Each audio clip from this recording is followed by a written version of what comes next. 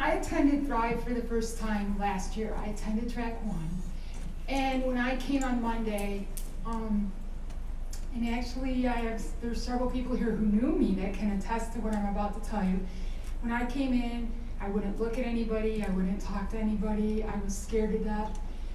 I didn't have any of these skills. Tuesday got just maybe a little better.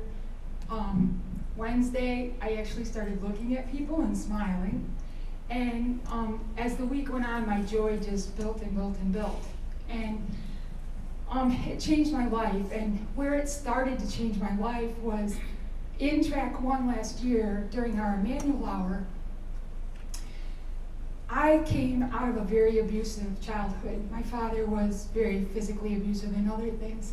And so I had spent my life feeling like I was just a survivor, and every day was a challenge to survive.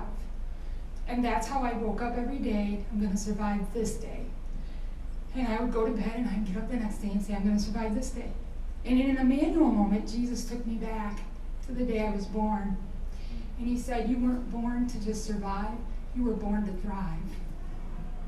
And so I went home after Thrive last year, and I had a ring designed and made that says Born to Thrive, and I never take it off because I always want to remember that I'm not just here to survive, I'm here to thrive. And in thriving, hopefully changing other people's lives like this has changed mine.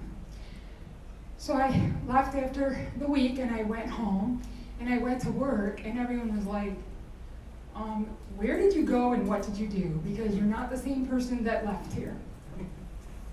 And I wasn't sure how to frame it into words at that point, but I kept telling them, I went to this training, I learned these skills, and it's really made a difference for me. And they watched and they saw. I started to put them into practice.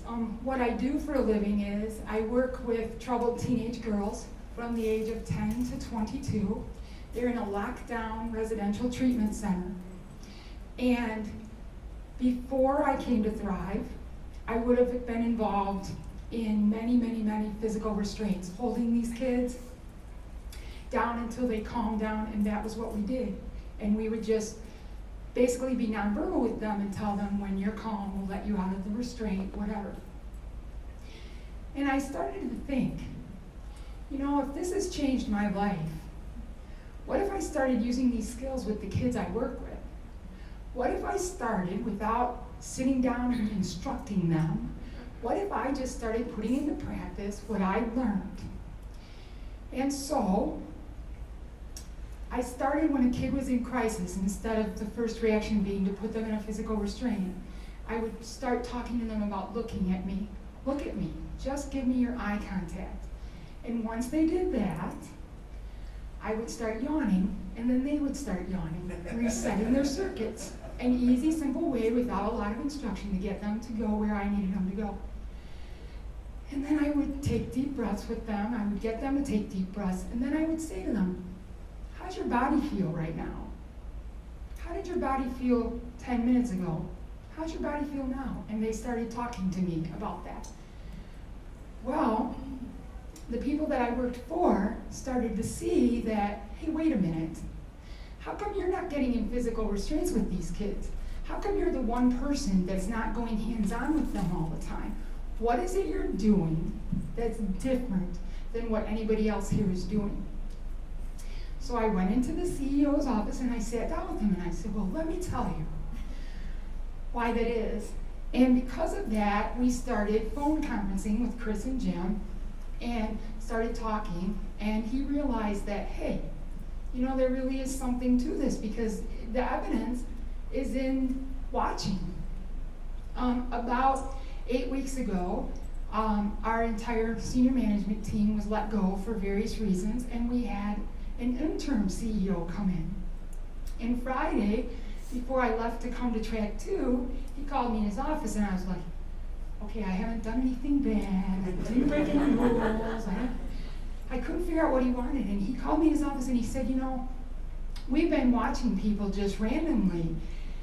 And he said, I've been purposely following you to crisis. And he said, why is it that you never put your hands on a kid and they still come out of their crisis without you ever laying hands on them?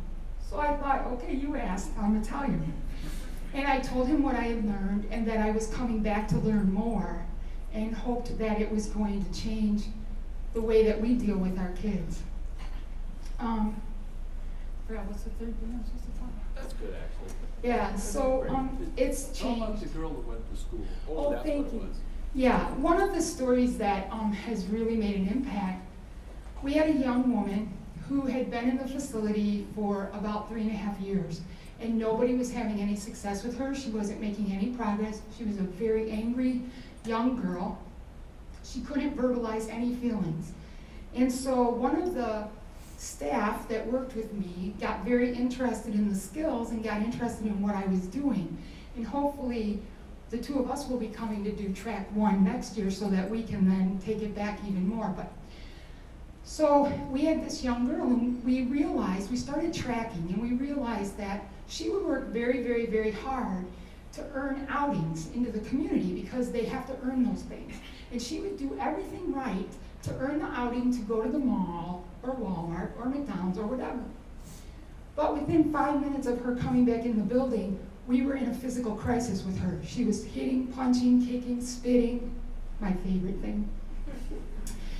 And nobody had ever figured out why that was happening. And so Jessica and I started using the skills with her. We started getting her to make eye contact with us.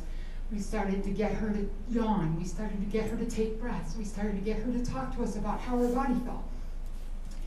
Didn't happen overnight. It took us a while, but about 3.5 months after we started with her, one day she came to us and she broke down and she said that her uncle had molested her, and every time he was done, he would take her out to Walmart or the mall or McDonald's to buy her silence.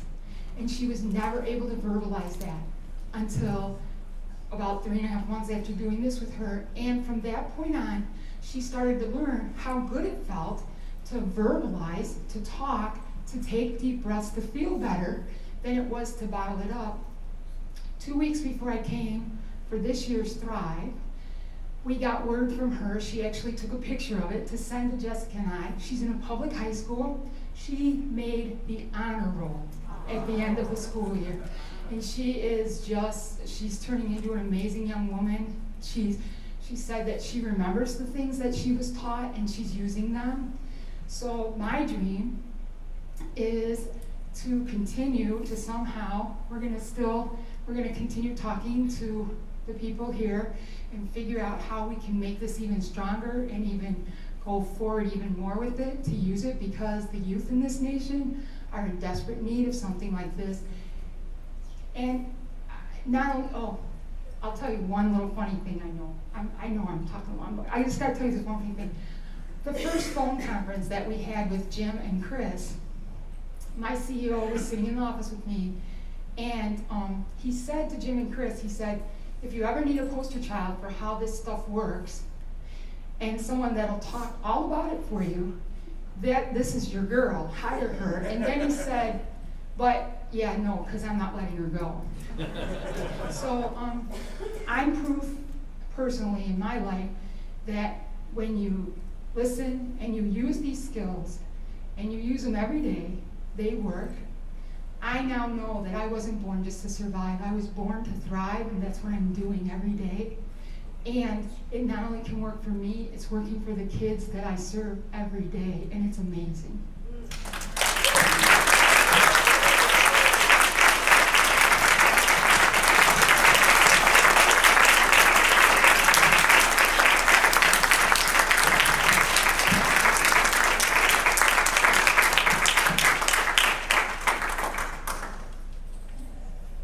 Now, I just want to point out one important piece. This is 1 week of training. All of that happened because of 1 week of training. Help us get this training to more people.